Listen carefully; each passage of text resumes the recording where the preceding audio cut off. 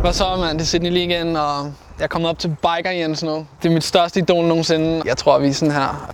Jeg skal med i det program. Alle kender mig, og alle vil have mig med i det og sådan noget. Så. Eller det tror jeg, det vil. Og der er en hund der. Shit. Jeg tror fandme ikke, han er hjemme. Nu skal der fandme noget. Biker Jens.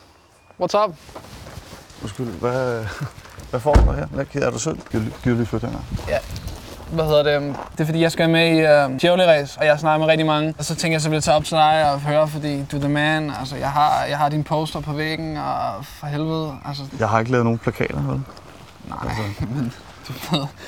Altså, jeg kunne have haft... Jeg vil gerne snakke med dig, det er ikke noget med det, men det der, altså jeg synes, det er lidt langt ud, at du så kommer med et kamera. Prøv at lade bare igen, bare få mig med i det der race der. Det er det eneste, jeg beder om, det er ikke så svært. Med at gøre. Du kender dem derinde, og du har været med, og altså, jeg synes, jeg fortjener det. Jeg har spillet så mange år. Og... Du har spillet PlayStation? Ja, men det er det samme. Er du den eneste.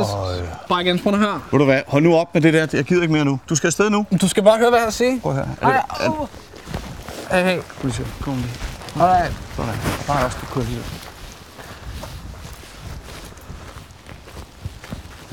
Kæft, mand. Jeg troede ikke, han var sådan der.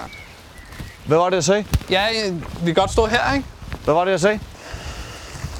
Hvad sker der? Så er han bare mega arrogant, altså hiver i min næsepiercing og sådan noget lort.